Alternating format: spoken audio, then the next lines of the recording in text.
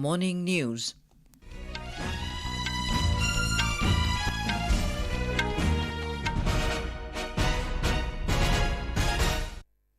Good morning. I'm Anuja Kumar.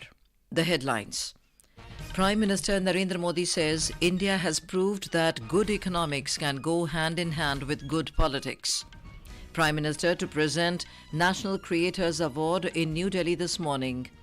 Centre extends ceasefire agreement with two factions of National Socialist Council of Nagaland for a period of 1 year. Festival of Maha Shivratri being celebrated across the country today. Sweden officially becomes 32nd member of NATO. International Women's Day being celebrated today, and Lakshya Sen enters quarterfinals of French Open Badminton, beating Feng of China. And now the news in detail. Prime Minister Narendra Modi has highlighted that India has proved that good economics can go hand in hand with good politics. Speaking on Bharat, the next decade, at the Republic Summit yesterday evening, Mr. Modi said India remains a beacon of faith for the world as a strong democracy. He stressed that this decade will be an important one to fulfill the dreams of a Viksit Bharat. He emphasized that this decade will be the decade of India's high-speed connectivity, high-speed mobility, and high-speed prosperity. Mr. Modi said his entire focus is on increasing the speed and scale of the country's development. He pointed out that in the last 10 years, people have seen solutions, but not slogans. ये भी सच्चाई है, आज दुनिया ये कह रही है, ये दशक भारत का है और मुझे खुशी है कि आपने एक कदम और आगे बढ़कर अब भारत द नेक्स्ट डेकेड पर चर्चा शुरू कर दी है। ये दशक विकसित भारत के सपनों को पूरा करने का एक अहम दशक है और मैं मानता हूं कि जो भी जिसको इन्फ्लुएंस कर सकता है, कोई भी पॉलिटिकल आइडियोलॉजी हो, ऐसे विषयों पर चर्चा भी बहुत आवश्यक है, मंथन भी बहुत आवश्यक। लेकिन साथियों, जिस दशक में हम अभी है, जो दशक अभी गुजर रहा है, मैं समझता हूं वो आजाद भारत का अब तक का सबसे इम्पोर्टेंट डेकेड है। Prime Minister Narendra Modi will present the first ever National Creators Award at Bharat Mandapam in New Delhi this morning. He will also address the gathering on the occasion. We have a report from our correspondent. The National Creators Award is an effort to recognize excellence and impact across domains, including storytelling, social change advocacy, environmental sustainability, education, and gaming, among others. The award is envisioned as a launchpad for using creativity to drive positive change. The National Creator Award has witnessed exemplary public engagement. In the first round, more than 1.5 lakh nominations across 20 different categories were received. In the voting round, about 10 lakh votes were cast for digital creators in various award categories. Following this, 23 winners, including 3 international creators, were decided. The award will be provided across 20 categories, including the Best Storyteller Award, the Disruptor of the Year, Celebrity Creator of the Year, Green Champion Award, and Best Creator for Social Change. Anupam Mishra, Akashvani News, Delhi. Earlier, addressing the Mann Ki Baat, Prime Minister Narendra Modi lauded the youth who are creating the content on the social platforms. He said the government has initiated the National Creators Award for social media influencers to honor their talent. Tourism हो, social cause हो, public participation हो या फिर प्रेरक जीवन यात्रा, इनसे जुड़े तरह तरह के कंटेंट सोशल मीडिया पर मौजूद है। कंटेंट क्रिएट कर रहे देश के युवाओं की आवाज आज बहुत प्रभावी बन चुकी है। उनकी प्रतिभा को सम्मान देने के लिए देश में नेशनल क्रिएटर्स अवार्ड शुरू किया गया है। इसके तहत अलग अलग कैटेगरीज में उन चेंज मेकर्स को सम्मानित करने की तैयारी है जो सामाजिक परिवर्तन की प्रभावी आवाज बनने के लिए टेक्नोलॉजी का उपयोग कर रहे हैं। Prime Minister Narendra Modi will embark on a 2-day-long visit to Assam this afternoon. Mr. Modi will inaugurate, dedicate to the nation, and lay foundation stones of several projects worth 18,000 crore rupees from Jorhat. More from our correspondent.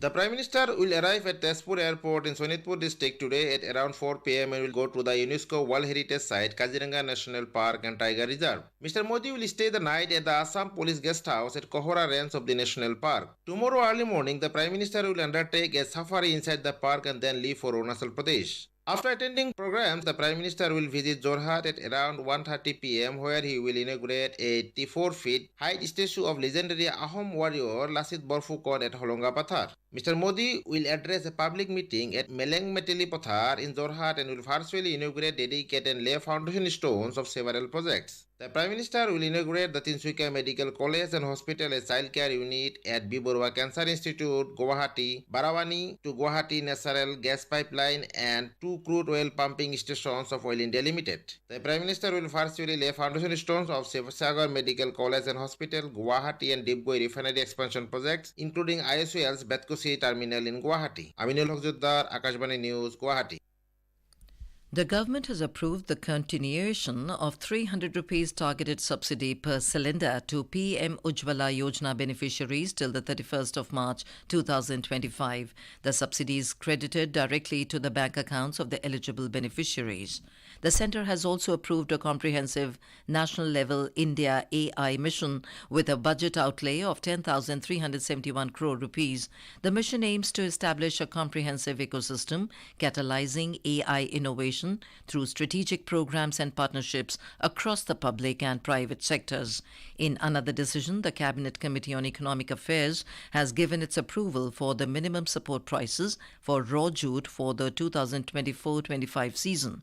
The MSP of raw jute has been fixed at 5,335 rupees per quintal for the 2024-25 season. The CBI has busted a major human trafficking network running across the country targeting gullible youths on the promise of offering lucrative jobs abroad. The trafficked Indian nationals were trained in combat roles and deployed at front bases in Russia-Ukraine war zone against their wishes, putting their lives in grave danger. The CBI said in a statement that it has been ascertained that some of the victims also got grievously injured in the war zone. So far, around 35 instances of victims sent abroad have been established. An appeal has been made to the general public to not fall prey for such false promises of jobs by dubious recruitment agencies and agents. The centre has extended the ceasefire agreement with two factions of National Socialist Council of Nagaland, or NSCN, for a period of 1 year. Union Home Ministry has informed that the central government and NSCN-K Khango and NSCN Reformation have mutually decided to extend the ceasefire agreement with effect from the 18th of April 2024 for 1 year to bring about a lasting peace in Nagaland with the involvement of Naga people. In a significant step towards the empowerment and rehabilitation of persons with disabilities, Social Justice and Empowerment Union Minister Dr. Virendra Kumar virtually inaugurated 35 new district disability rehabilitation centres across the country yesterday. During the inauguration event, Dr. Kumar emphasised the remarkable achievements of persons with disabilities in various fields, both nationally and internationally. This initiative ensures that individuals with disabilities no longer need to travel to distant areas to access essential facilities. This is Akashvani giving you the news. For quick news updates round the clock, follow us on our Twitter handle at AIR News Alerts. Sweden has officially become the 32nd member of NATO after it completed accession process in Washington last night. The handover of documents took place at a ceremony 2 years after Sweden applied to join the military alliance following full-scale war between Russia and Ukraine in February 2022. Swedish Prime Minister Ulf Kristersson said that unity and solidarity would be Sweden's guiding lights. US President Joe Biden said that NATO is stronger than ever today. NATO Secretary General Jens Stoltenberg said that Sweden brings with it capable armed forces and a first-class defense industry, and the alliance has become stronger and safer. External Affairs Minister Dr. S. Jaishankar has said that India sees Japan as a national partner as a natural partner in its journey of development and transformation. Delivering opening remarks at the 16th India-Japan Foreign Ministers' Strategic Dialogue in Tokyo, the minister said 2023 was a landmark year for India-Japan bilateral relationship. He said government to government, business to business, and people to people exchanges have thrived across various sectors.